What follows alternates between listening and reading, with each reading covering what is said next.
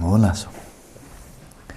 So it's widely noted, universally noted, and I think all schools of Tibetan Buddhism, that if you're going to move beyond Sutrayana practice into Vajrayana, and that would include the Mahamudra and Dzogchen, it's not enough to realize the emptiness of inherent nature of yourself as a person, or personal identitylessness. It's not enough. If you're still reifying, for those of you who have had some background in Vajrayana, then they should make really clear sense quickly. If you're still reifying your body as something that's inherently existent, really made of real matter, and so forth, and you're reifying everybody around you, and you're reifying your environment as really out there objectively, in and of itself, then you've slammed the door on your face to practicing Vajrayana. You're not going anywhere. You're not even starting, because you're locked in. You're locked in a prison of reification. The only freedom, the only wiggle room is just yourself. But you have no room to move. So this is why it's said in the Heart Sutra, Avalokiteshvara says,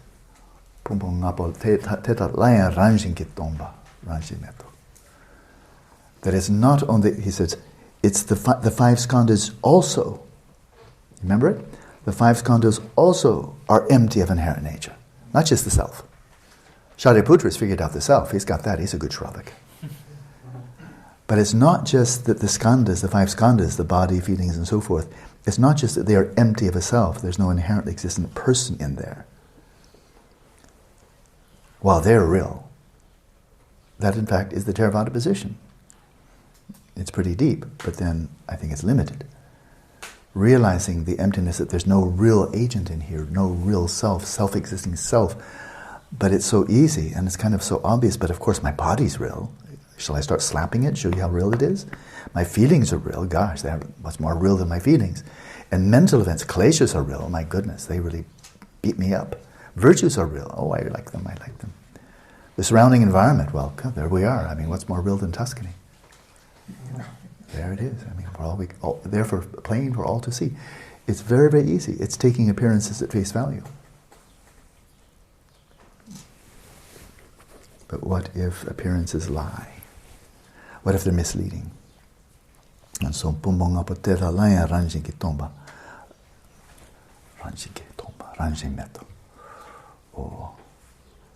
the skandhas themselves are also empty. So as we set out on this expedition of the 4 applications of mindfulness, we're not going to be going too slowly, because we're heading towards Mahayana. The Mahamudra is coming soon. So we want to be prepared when we meet the big tsunami of Mahamudra, that we're already have gotten our feet wet in probing into the very nature of the body. Not only that it's devoid of self, but what else is it devoid of? Is it in fact devoid of all of our labels? Devoid of any intrinsically existent materiality? Is the very notion of materiality something we're superimposing upon experience? Or is it something we discover? So, time's a-moving, and we want to get back to the text. I'm going to be moving pretty quickly again today, because the Panchen Rinpoche is demonstrating once again his extraordinary erudition. As I said, he's called Panchen Mahapandit for a good reason. And so he's going over these lightly, and I'm going to go to them lightly, otherwise again we could slow way down and never even finish this text in 6 weeks. And he will, after giving the overview, he's already finished now his overview, which he said would be concise. It was pretty concise. The Vajrayana approach to Mahamudra, and now he's going to go to the Sutrayana approach to Mahamudra. But again, he's going to show the spread. He's going to show the array, that it's not just one lineage or one tradition. In fact, it's very diverse, very rich. And he's going to address that. And then he'll get down to it. After he's done that, then he'll get down to it and say, okay, now let's get down to practice. Explicitly, here's the lineage I'm passing on. And he'll go to Shamatha Vipashyana within this Mahamudra context. But let's get cracking. So here we are. This time I think I've not missed where we are in the text. So now there's a promise to teach Sutra, or Sutrayana, Mahamudra in detail. So he promised to do it, he's going to carry through. So the promise to teach Sutra Mahamudra in detail, here it is, we go to the root text. As for the former, remember he said there's sutra and there's mantra approaches. The former is the sutra approach, so now we're getting to that. He wanted, even though the other one's more advanced, that's not the primary focus of his text, so he just said, let's get this out of the way. There's Vajrayana. And he contextualizes it within the 6 yogas of Naropa and so forth. We've done it. And now we're going to go back to that which is more elementary, the Sutrayana approach, and he's going to really unpack this in much more detail. But he's going to see, first of all, he's going to spread the whole table and show, look, here's some of the range of approaches to Sutrayana Mahamudra practice. So the root text, his own root text states here, as for the former, Sutrayana Mahamudra, it is a way of meditating on emptiness, directly taught in the 3 mothers. The Prajnaparamita Sutras, Perfection of Wisdom Sutras, are often called mother, yum. I'll explain that in just a moment. So there are these 3 bandwidths, these 3 large, broadly speaking, 3 versions: extensive, middle length, and concise. The Heart Sutra is just about the most concise. And the Prajnaparamita Sutra, Perfection of Wisdom Sutra, in 100,000 shlokas, or 100,000 verses, well, that's the extensive. And then there's various versions in between, 10,000 and so forth and so on. So he's saying, in this context now of Mahamudra, we will be meditating on emptiness in accordance with what? In accordance with the Prajnaparamita Sutras. The Supreme Arya, Nagarjuna, has stated that there is no path to liberation apart from this. And that is, if you've not realized the perfection of wisdom, if you've not realized the nature of the existence of phenomena, how they are empty of inherent nature and they do arise as dependently related events, then you cannot be free. One could easily interpret that as a very sectarian, kind of the same old of religion, saying we have the only way. And I would understand if people do that. It's not my perspective, though. It's simply this point, that if the fundamental nature of how anything exists, from galaxies to mental events, if the fundamental way they exist is called neluk, how they exist, it's ontology, in what manner do elementary particles, galaxies, plants, animals, mind, and everything else, if the fundamental way that phenomena exist is that although they appear, everything appears as if it exists by its own inherent nature. It looks that way. I look over at David, and David seems to be right there, gazing back from his own side, really there, That's how it looks. And I look at rainbows, and it looks like they're really there. Like, I'd like to see what the rainbow looks like from the backside. And I want to see what's the rainbow look like when you're looking around on the edge. Because it's really there. It seems like you should be able to move around and see it from all different angles. But then, that's strange. You can't. That must mean it's not there, right? Because if you can't look at it from multiple sides, it can't be there in the first place. But if it's not there, how come you can photograph it? How can something that's not there be photographable? How's that possible? How can it not be there? Because if you try to go right under the rainbow and look up at it from the bottom, it's not there. And yet, looked at from the right angle, you can photograph it. So it has to be there. So it's not there from its own side, and yet it is there. You can photograph it. It arises independence upon causes and effects. Right? That's pretty obvious. You need sunlight or something like it, and you need rain or something like it. Then you get rainbow colors. So there's causes very clearly. And moreover, they influence. We say, ooh, look at the beautiful rainbow. It causes us to say, ooh, how lovely. Or we photograph it. So it arises independence upon causal conditions. It has causal efficacy. It influences other things. And yet it's not there. So it is both empty of inherent nature, and yet it is a dependently related event that has causal efficacy. Okay, now and what the Prajnaparamita Sutra is saying, like the rainbows, everything else. Dreamlike. A dream's another great one. It's not really there. There's nobody there. There's no home there. There's no mountain there. There's nothing there. There's nothing there at all. And yet, within the context of the dream, there's causal efficacy taking place all over the place. 2 kids can be throwing a ball back and forth. Boom, boom, boom, boom, boom. Hey, you threw it too hard. Oh, you hit me on the head. Start crying. And yet there's no ball, there's no kid, and yet the ball influenced that little kid. He's crying because he got hit in the head. Oh. and you wake up feeling really sad. Oh, he bumped his head. Has causal efficacy, and is not there. Right? And so that was a little snippet. Perfection of wisdom, not really there from its own side, and yet it still has causal efficacy. If that's true, there it is, just an open statement. If that's true, if that's how things actually exist, and how they don't exist, they don't exist by their own inherent nature. If that's true, then how could you possibly awaken to the nature of reality and not know that? That doesn't make any sense. If liberation is by knowing reality as it is, and if this is true, then there is no way to liberation without knowing this. If it's not true, then that's easy. Then we just throw it out. But if it is true, then you have to know that. And that's what Arya Nagarjuna is saying. There's no path to liberation from this. There's no path to liberation without knowing reality as it is. And this is a core aspect of reality. Here, in accordance with his view, so now Panchen Rinpoche is saying, look, I'm following this great path of Nagarjuna and his interpretation of the Perfection of Wisdom Sutras, because that's what he did.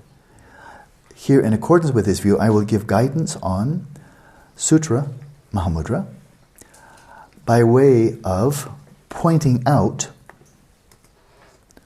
Ngotrpa means to point out, pointing out instructions. You've all heard that. I think it's a very clear translation.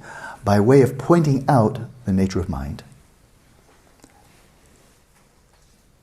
So we see, we could be pointing out the nature of galaxies or elementary particles or all kinds of things. But the Mahamudra approach is we're going to go right to the nucleus and point out within the broad array of the wide variety of phenomena that are examined in the Perfection of Wisdom Sutras and in the writings of Nagarjuna. I mean, he studies everything, he examines everything. Space, time, matter, everything. But within this broad array of phenomena, wide variety of phenomena, we're going to go here in Mahamudra, which is characteristic of Mahamudra and Dzogchen, we're going to go right to the nucleus, and that is point out nature of mind. Expounding it according to the teaching of the lineage gurus. Okay? So he's told what he's going to do. So there's the root text, and then to his commentary. Of the two ways of meditating on Mahamudra, the way of meditating on the former, the sutra system, is as follows. So, now he's going to start. It is the way of cultivating. Again, we're not meditating on wisdom as if wisdom is the object that we're thinking about. See, it's cultivating wisdom. That's the other word. It's a better translation for gomba in this context. I discussed that earlier. It is the way of cultivating the wisdom of realizing emptiness that is shown directly in the three Mother Sutras. The extensive, middle length, and concise Perfection of Wisdom. They're called sutras for the following reason. From this Madhyamaka perspective, or specifically Prasangika Madhyamaka, going from Nagarjuna to Chantakirti, Shantideva, and so on, the interpretation of Mother Sutra is as follows, and that is, it is said, this classic Indian terminology or metaphor, that a single woman may partner with a male of the Brahman caste, right? The Brahman caste, and then her children are known as Brahman. She may partner, she may have a spouse who's of the Kshatriya class, and then her children are Kshatriya.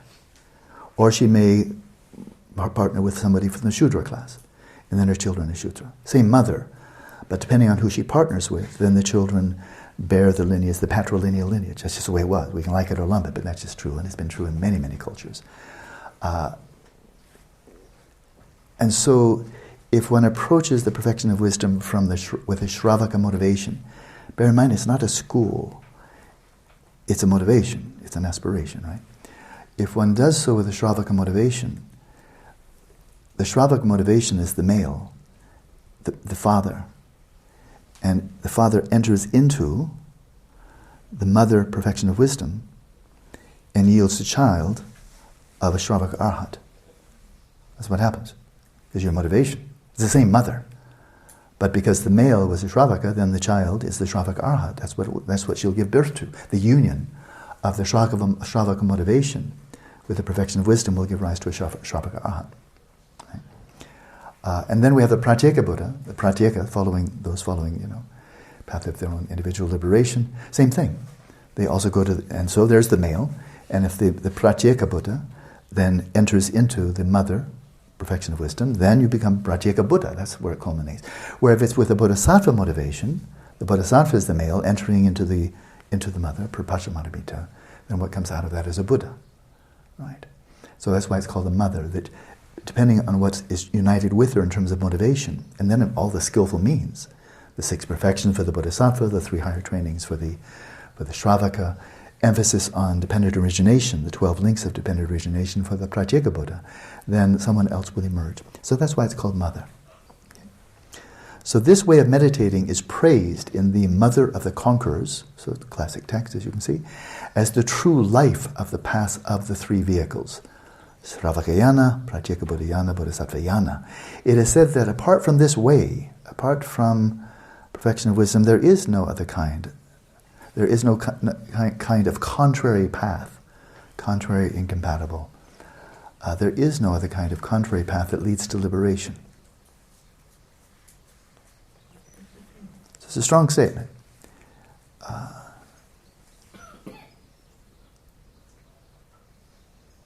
But we find this everywhere in science.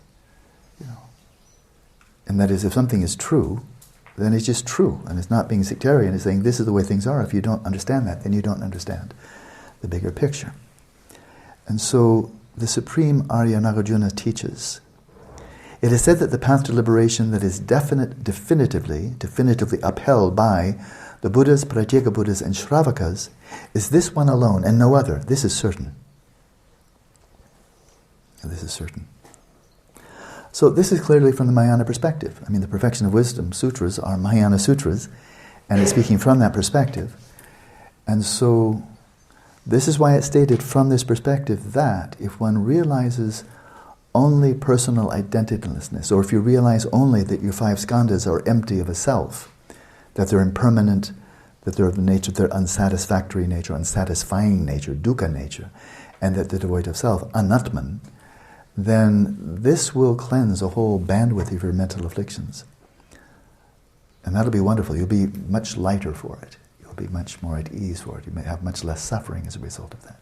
Because there's a whole bandwidth of mental afflictions that arise from grasping to the impermanent as permanent, the dukkha as sukha, that which is not self as self. There's a whole bandwidth that arises independent upon that. If you cut those delusions, then all the mental afflictions that would arise from it, then they don't happen anymore. So that's really wonderful. But do you know the nature of reality yet? Do you know the nature of your skandhas? Do you know the nature of your body? Do you know the nature of your feelings? Do you know the nature of the surrounding physical universe? And if all you know is that it's empty of you, then, well, that's a good start, but you still don't know the nature of reality. So how could you be free? How could you become an arhat and still not know the nature of reality? If this is in fact true. Now if this is not true, then no problem. But if it is true, how could you wind up being an arhat and still be in the dark about the actual nature of existence of everything apart from yourself? Still reifying everything. How could that's possible? And the Prajamādapita, Nagarjuna, Tantrika says, well, it's not possible. It's not possible. You must realize this to be free. So this is certain. So it is said. Jeffrey Hopkins, who's one of my mentors, one of the finest Tibetan Buddhist scholars alive, and I'm glad to say he's still alive, he made a comment years ago that I remember. Because, of course, a lot of Westerns, many, I won't say how many, but many Western Buddhologists, Western trained, academically trained, or scholars of Buddhism, and pretty much like, all Theravada scholars, and some of them are outstanding, really good scholars, say, well, the Buddhist teachings are in the Pali Canon. Come on, that's where the Buddhist teachings are. And the Prajnaparamita, this came on later. This came on much later. This came on centuries after the Buddha. The Buddha didn't teach that. That's, that made up, and then they just, marketing purposes, whatever they said the Buddha taught it. But, the Buddha didn't teach that. You want to see what the Buddha taught? Look at the Tipitaka. Sutta, Abhidhamma, Vinaya, that's the Buddhist teachings. And all this Mahayana stuff, that's just kind of later fabrications, falsely attributed to the Buddha. So that's very widely believed. I understand. That's not a silly thought. But Jeffrey Hopkins added a very interesting perspective here that made an enormous amount of sense to me. Because he studied this quite extensively for decades and decades, an outstanding work. Going back to the sutras, the great commentaries of Nagarjuna, the commentaries of Tsongkhapa, and many others in the lineage. And looking into this, he said, if you really fathom the import of the Perfection of Wisdom Sutras, if you really get it, you may be just unavoidably drawn to the conclusion, nobody but a Buddha could have taught this. I think he's right. That if the Buddha didn't teach that, I'd want to have an interview with him and say, Buddha, why didn't you teach this? This is so profound, and it so transcends this very wonderful introductory level of impermanent dukkha, non-self. But now it takes the breath away, the profundity, the extensiveness of this Perfection of Wisdom Sutra, the subtlety of this vast, all-encompassing insight into emptiness, but how that relates to dependent origination. The very core of your whole teachings is all about pratitya samutpada. It's just breathtaking. If you didn't teach this, then there must be some better Buddha that did. But there isn't any better Buddha, so you must have taught it. And if I don't understand exactly how that occurred, well, I can live with that. But if this is true, then the Buddha must have taught it. Because how could he have skipped this? Frankly, from my perspective, that was Jeffrey Hopkins. Salute to Jeffrey Hopkins. But I feel exactly the same way about the teachings of bodhicitta and the bodhisattva way of life.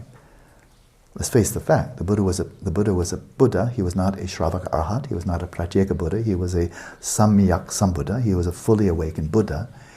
And he himself did follow the bodhisattva path. There's no question. Nobody doubts that in any reputable scholar. And he refers to bodhisattvas and other bodhisattvas in the Pali Canon. So how could one as a Buddha not teach extensively the path that led to the type of awakening that he's realized? How could the teachings on the bodhisattva way of life not be taught by a Buddha? That he would confine himself only to the teachings for the Shravakas, because that's pretty much what we get in the Pali Canon. How is that possible? That doesn't make any sense to me at all. None. And the teachings, when we look into it, we just did the spectrum into bodhicitta, yeah? I think you've maybe understood, maybe you've understood more deeply than I, the impact, the import of bodhicitta. Who could have taught that except for a Buddha? The Buddha would have skipped this and left it to somebody else to make it up all by themselves? That makes no sense to me at all. So do I understand how this historically occurred? Well, I understand. Do I know that's the case? No, I don't. But I figure nobody but a Buddha could have taught the bodhisattva teachings like this, and nobody but a Buddha could have taught perfection of wisdom. That's my sense of it. And we'll see more about why that is the case later. This is certain. Not only that, in the Vajrayana too, there is no different view other or greater than this. So this is widely accepted in Tibetan, all schools of Tibetan Buddhism, and that is in Vajrayana, whether it's the kind of the lower, more primitive, like Kriya Tantra or Kriya Yoga, or whether it's the higher Tantras and so forth and so on. There's a consensus here that within the context of Vajrayana, when there are references to emptiness, which are everywhere, and not just personal identitylessness, but emptiness of inherent nature of all phenomena, the emptiness that is being referred to in the context of Vajrayana is nothing other than, and in no way superior to, the emptiness being referred to in the Perfection of Wisdom Sutras. There's no difference. There is difference in skillful means. So in wisdom, it's the same. You either do or do not have the wisdom of realizing emptiness, but then what is that coupled with? There's the mother, who's the father? And what is that coupled with? Well, in terms of skillful means, not only are there different skillful means for the Shravakas, Shila Samadhi Prajna versus the six perfections, but then between Sutrayana and Vajrayana, there's a whole array, vast array of skillful means, of methods in Vajrayana you do not find in the Sutrayana, which is the whole point of taking to fruition as the path, which you don't do in the Sutrayana. So the skillful means are different. From one level of Tantra to the next, they're different, all the way up to highest Yoga Tantra, or unexcelled Yoga Tantra, Anuttara Yoga Tantra, right up to there. The methods are different. Then you go to Mahamudra and Dzogchen, the methods are different. Methods are different, but the wisdom is always the same. Okay? So the mother's the same, fathers come and go. Sound familiar? And frankly, the fathers like to sleep around, I'm sorry. But they do. So, as the exalted Sakya-Pandita teaches, in the perfection of wisdom and secret mantra again, Vajrayana, there is no explanation of a different view. If there exists a view that is greater than the non-elaboration, and that is the complete transcendence, conceptuality, or conceptualization, if there exists a view that is greater than the non-elaboration, that is the perfection of wisdom, that view would entail elaboration. That is, the perfection of wisdom transcends all conceptual frameworks. There's complete consensus there.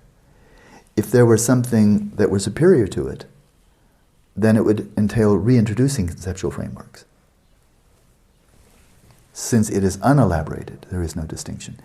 There is unelaborated, the perfection of wisdom, there's no distinction between perfection of wisdom and the wisdom you find in Vajrayana. Thus, in his commentaries of definitive meaning, these are referring to emptiness, as opposed to provisional meaning, which pertains to the whole range of phenomenal reality, or relative truth. In his commentaries of definitive meaning, the prophesied guardian Nagarjuna, that is to say in the Mahayana Sutras, Nagarjuna is very explicitly prophesied by the Buddha. The prophesied guardian or protector Nagarjuna opened the way for the scriptures taught by the conquerors, opened the way, he elucidated, he made them accessible, inviting, he systematized them. One of his followers, one of the followers of Nagarjuna, the great Jo, Atisha, teaches, who has realized emptiness? The ones prophesied by the Tathagata. Who are they? Nagarjuna and his student Chandakirti, who saw ultimate reality. The instructions transmitted from them are the Buddha's, no one else's. In other words, they didn't make it up. They're interpreting the teachings that came from the Buddha by way of the perfection of wisdom, the Diamond Cutter Sutra, the Heart Sutra, and so on. The source of the Buddha, but these are the ones that illuminated, made it very clear. Thus, this Mahamudra guidance is given according to Chandakirti's discussion. This shows that among the followers of Nagarjuna, there are those who understood his teachings in terms of Svatantrika Madhyamaka. I'm not going to go into any details there, but there's a whole school there with sub-schools. And then there's what is widely regarded, very widely regarded in Tibetan Buddhism, all schools of Tibetan Buddhism, as the pinnacle of Buddhist philosophy and the supreme and most subtle interpretation of Madhyamaka, and that is the Prasangika Madhyamaka. And it was Chandakirti, perhaps more than anyone else, who clarified, illuminated that. So this Mahamudra guidance is given according to Chandakirti's discussion of the view of Arya Nagarjuna. The way of pointing out the mind is to be expressed according to the precious oral teaching of the holy gurus who possess the uninterrupted blessing transmission of the holy scholar adepts, the pundits and siddhas. So the classic teachings are to be found in the text. The actual pointing out, this is where you get the pith instructions from an experienced, preferably a realized teacher, who actually points out the nature of your mind to you, such you can actually fathom not only the phenomenal nature of your mind, but its ultimate emptiness of inherent nature. For this you rely upon the oral instruction, the pith instructions of the lineage gurus. If you ask, well, why is what is taught here called the Great Seal? So we come back to the etymology of Mahamudra. Why is it called that? Now we're in the Sutrayana context. It is taught in the King of Concentrations Sutra, the Samadhi Raja Sutra. The nature of all phenomena is the seal. Accordingly, the nature of all phenomena, emptiness, is the seal. And when that is realized, you are freed from all troubles. So that is great or supreme. It's great to be free of all suffering. And how do you get that? By realizing emptiness. And so it's a seal, and that's why the seal is great. That which is great is supreme and immeasurable. So there's an etymology of Mahamudra in the Sutrayana context. It's referring to emptiness and the realization of emptiness. Different traditions of Mahamudra stanzas. Okay, so there's a heading, different traditions of Mahamudra. Stanzas 11 to 12. So, now the sage's teaching, referring of course to the Buddha, the sage's teaching was found in 18 schools. So these are the way people interpret, and they find the shoe that fits. It's not a bad thing. This is not sectarian rivalry. Just people coming in with different levels of understanding, different backgrounds, temperaments, and so forth. They've been doing this in all traditions. There are different ways of interpreting Kant, different ways of interpreting quantum mechanics, different ways of interpreting all kinds of things. And then you have schools of interpretation. Right? It happens everywhere. It's not a bad thing. And this is what has happened in Buddhism. So, found in 18 schools. So the sage's teaching was found in 18 schools equally able to accomplish the result, freedom. So this is Panchen Lozang saying, look, there are 18 different schools, but they all work. They're all efficacious. It's not like some are just wrong and the other ones are right. No, I think he said these are different 18 approaches that actually work. They do result in freedom. Although there are numerous tenet systems or philosophical systems of interpretation that explain Mahamudra. So you go from one school to another, to one scholar to another. They're not parrots. They're not just repeating verbatim what other people say. They're interpretations that are different. Although there are numerous tenet systems that explain Mahamudra, it is taught that they are equal in effecting attainment of the ultimate result, the unitive Mahamudra. In other words, yes, there's a wide variety, but they all work. The unitive Mahamudra, we can understand that in different ways, but how about the unitive experience of the non-duality of Dharmadhatu and Dharmakaya? That could be a good place to start. It is explained thus so that one may gain mastery in categorizing the countless excellent systems promulgated by holy persons.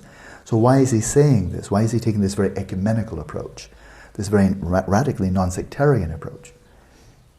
Why is he doing that? Well, so that we can get the big picture.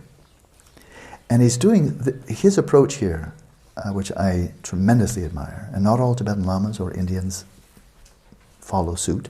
Some are very sectarian. Again, that's just true everywhere, all kinds of fields. But Panchen Rinpoche is not. But then there are all kinds of reasons for me non-sectarian. The reason could be benevolence, kindness, patience, humility, that, well, let's just all get along. And that's better than not getting along, Or remember that movie, what was that movie called? Pi, something, Life of Pi? Life of Pi? It was really cute. I mean, it was cute. But this boy, he's saying, it's all one. It's all one. Whether you're Hindu or Buddhist, it's all one. Well, not really. But I appreciate the sentiment. Better that than getting out your gun and saying you're all wrong unless you agree with me. Because there are people who do that, as we well know. So he's not just being nice here. He's actually being radically empirical. And His Holiness Dalai Lama adopts exactly this view. He says so. And that His Holiness, who is clearly very deeply trained, thoroughly trained in the Gelugpa tradition, but also has really significant training in others, he's looking after all of the Tibetan people. That is a factual statement. And that's all schools, including all schools of Tibetan Buddhism. He's there to protect them all as much as he possibly can, to nurture them, to support them as much as he can. And he takes exactly this position. That whether it's Kagyü, Nyingma, whether it's, Sakya, Gelug, and so forth, all of these are yielding the result. All of these work. They are different. And they debate. Lama Mipam Rinpoche debated vigorously against Tsongkhapa, and Sakyapas debated against the Gelugpas, and the Gelugpas debated against the Kagyupas, and they're clapping and shouting and singing and dancing and laughing their heads off. I've done it myself. And it's a lot of fun. It's actually a lot of fun, and it really sharpens the mind, I can tell you. I did it for years. And if you really know how to do it, you really get into the flow of it. You see, whoa, you're really getting sharp here. Because you don't always just take your own position. You'll take another position. You'll be challenged to, what is Baba Viveka's position here? And now you get to be defending Baba Viveka. Tomorrow you may be defending Buddha Palita. The next day you may be defending, somebody else. And so you're forced by the very process of this celebration of scholarship in the traditional Tibetan context to learn how to slip into multiple shoes and defend them from their perspective, and the next day you may be refuting the perspective you defended the day before. It makes mind flexible, sharp, critical. And the people who have been trained in that, the Gelugpas very much so, they're the ones I know best. They tend to be extraordinarily articulate. I haven't met the two geishis here, but I know something about them already. They're really sharp, they're really clear, they're very articulate, and they speak with great clarity. I know that already, because I know the training they received. Right? So, but the point here is this, I don't want to belabor the point, and that is His Holiness Dalai Lama or Panchen Lozang and so forth, these ones who are not sectarian, who are embracing the diversity and saying, well, but they're converging in on the same point. Where's that coming from? And it's not just because they're nice. They are nice. It's empirical. You ask a really simple point, and that is the great masters of the Kagyü tradition, whose views differ in some ways from the Gelugpas. And the great masters of the Gelugpa tradition, the great masters of the Sakyapa, the great masters of the Nyingma tradition, within this fold of Tibetan Buddhism, is there clear evidence that the great masters, the siddhas, the adepts, not just the scholars, those who put in 20, 30, 40 years of meditation full-time, is there evidence that those trained in each of these four schools are manifestly achieving the highest states of realization? The answer is yeah. Yeah, they show it. They show it. Not everything is hidden, they show it. A person shows rainbow body, that's kind of evident. You can't fake that one. And so His Holiness Dalai Lama looks at this and says, we're finding this everywhere. In all the schools, people manifesting signs of the highest states of liberation. Ordinary people wouldn't understand that any more than ordinary people, untrained people understand very advanced mathematics. But the great yogis, they recognize each other. That's the thing. Like the great mathematicians recognize other great mathematicians. And other people like myself, I wouldn't have a clue. If I bumped into Sir Andrew Weil, who won the Abel Prize for solving Fermat's last theorem, I could talk with him for hours and hours and hours, and I wouldn't have a clue. I mean, that's not humility, just true. I wouldn't have a clue whether he's a brilliant mathematician, mediocre, or total faker. I wouldn't know, because I don't have that level of understanding. But another mathematician of his caliber, when he wrote his this blows my mind, when he wrote his 150-page proof of Fermat's last theorem, came out in 1994, I think it was, there was a flaw in one line of the reasoning. His fellow mathematicians found it, and they pointed it out to him. And he said, oh, you're right. Back to the drawing board. A year later, he had a eureka moment, cleared it up, presented it again, and then they said, Namo, Namo, Namo, Sadhu, Sadhu, Sadhu. You have solved a theorem that was thought to be unsolvable for 300 years. Man. And he finally took him slow on the uptake, 20 years to get his equivalent of Nobel Prize, the Abel Prize. But they recognize a flaw in a 150-page proof. I can't even imagine that, I'm a dunce. Well, it's the same. This is all internal. You can't show somebody your brilliance in mathematics unless they're brilliant in mathematics. How do you show it? Lots of squiggles rather than fewer? I can do squiggles.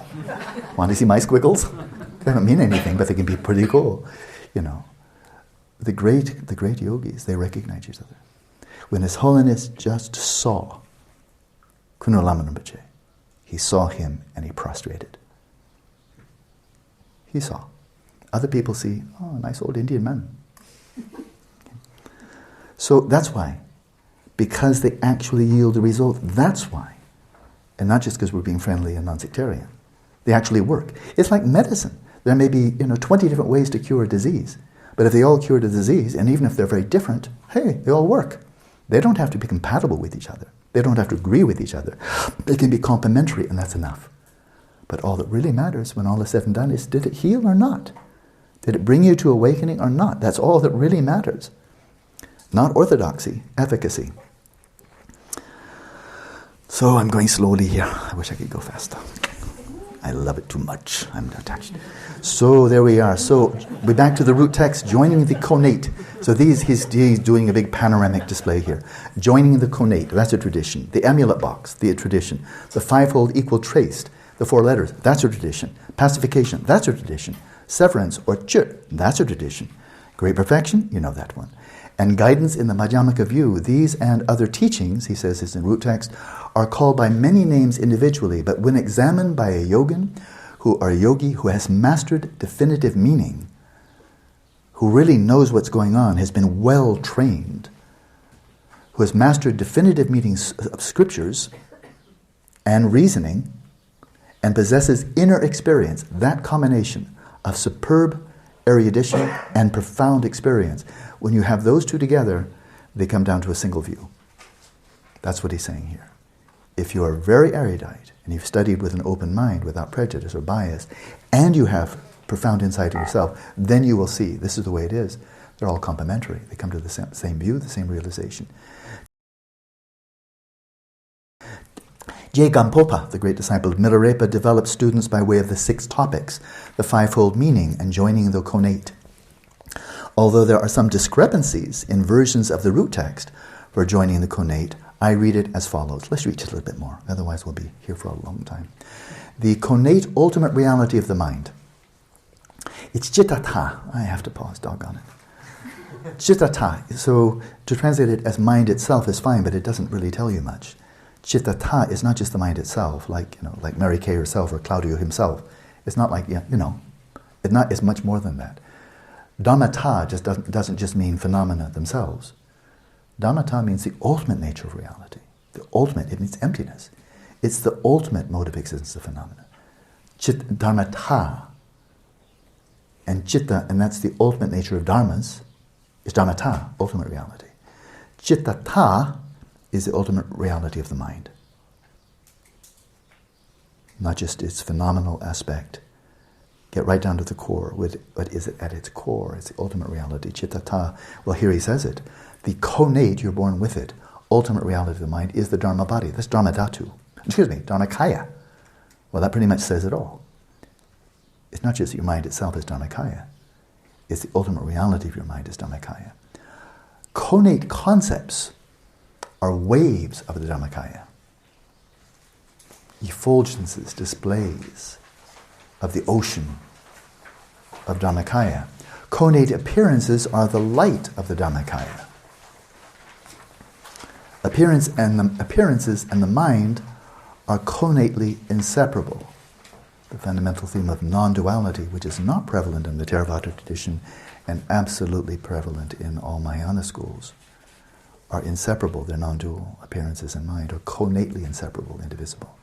The meaning of this statement is that from the point of view of acting mainly to develop admiration and reverence and to counter clinging, there are 3 divisions. The 4 preliminary practices, the 2 aspects of introducing the main practice, afterwards applying one's experience to whatever appears. So, beginning, middle, and end. The preliminary practices are those that are generally taught, while the 2 main practices are indicated as serenity and insight. So the preliminary practices are generally taught, they're taught everywhere. The 4 thoughts of turn the mind, teasing and renunciation and bodhicitta, the parting from the 4 desires. You just find these everywhere. But then we get to the main practice in this context, it's Shamatha and Vipashyana. Serenity is one of many good translations of Shamatha. And it's dinner time. Oh. Okay. So we'll pause there, and I'll try to move ahead tomorrow. But we come back. So this is, again, we're entering into his richness of his erudition, and he's going to show more of it before we're finished here. But in the meantime, when you put down the text, I really invite you to go back to ground level Vipassana. And the central theme here, as I pack up, is absolutely core, and it's useful today, it's useful for the next 6 weeks, and it's useful for the rest of your life and until enlightenment. And that is, and it's absolutely critical, you cannot practice Vipassana without it. You cannot be non-deluded without it. And that is really learning through experience how to distinguish, finessing subtlety, and greater subtlety, of the distinction between what reality is presenting to you and what you're superimposing upon it. Between appearances and the conceptual projections. And there just isn't any situation in which that's not important. Because it's so easy, everywhere, to get caught up in our fixed ideas, our preconceptions, our assumptions, our beliefs, our projections, our associations, the list goes on, and have them blot out the reality that's right in front of us. That involvement, that entanglement, that immersion in our own conceptual fragmentation, the noise of the mind. Immersing in that, all we hear is noise, and it blots out the signal. So we're simultaneously caught up in cognitive hyperactivity disorder, because we're assuming noise is something we're picking up rather than creating. So that's a cognitive, that's a schizophrenic, that's a person who's psychotic. Can't distinguish between the noise of the own mind and actually, what's going on. So we're caught up simultaneously in the cognitive hyperactivity of being caught in the grip of our own noise and assuming it's true, and the whole truth and nothing but the truth. And in the meantime, like a cloud covering the sun, it blots out the light of the signal. What's actually happening? And not in some mysterious, deep, profound way, but just what's happening, what's being presented to us. This is in conversations between parents and children, between people in the workplace, between politicians debating with each other, and so on and so on. It's everywhere. Are you listening to the signal? Or are you just hearing the noise of your own mind? Are you having, while you're engaging in the debate, are you in fact engaging in just a soliloquy with your own mind? Happens a lot, doesn't it? Happens a lot. So I'll just end on it as I'm packing up. I'll end on one of my favorite analogies, because I've seen it, and it's incredibly impressive. As many of you know, I had the tremendous good fortune to live for more than a year in the home of the Dalai Lama's personal physician. I think arguably the greatest Tibetan physician alive, and he's still alive. He's incredible. He was for like 18 years the personal physician of His Holiness Dalai Lama. The man is a genius. And I lived with him, and I learned Tibetan in his home. And then I translated for him probably hundreds of times, both in India and later in the United States. And I studied a little bit, just on a very primitive level, Tibetan medicine. But the point here I'm getting at is taking pulse. It's staggering. And that is they use 3 fingers on one wrist, and then another 3 fingers, left and right, on the other wrist, right? They will do a surface pulse. They'll press somewhat, the intermediate pulse. They'll press deeper for the deeper pulse. They'll rotate their fingers to the left and pick up a pulse, and rotate them to the right to pick the pulse. You doing the math? And that's one for each side. They are picking, and this is the way they say it, they say that the internal organs and the various processes in the body are sending signals, messengers. They're sending messengers that are the pulse. All we pick up is fast or slow, or fibrillating and so forth. They're picking up the pulse. They're listening so closely to the signal, with so little noise, although they're extremely well informed, that they're picking up the individual functioning of different vital organs throughout the body as they rotate their fingers left and right, press a bit deeper and a bit softer. It's breathtaking. Dr. Ishiden told me you can tell pretty much everything from the pulse. But if you want to have another perspective, then you ask for the urine sample. You can tell almost everything from the urine sample. But it's like going to a doctor, can I have a second opinion? So you get the first opinion from the pulse, the signals from the pulse, the messengers by way of the pulse, and then you look at it and say, well, this is primitive. What's your technology? The Western medical doctors have this fantastic array of technology. It's wonderful. I'm so glad they do. You know the technology of a Tibetan doctor? A cup and a chopstick. I'm serious.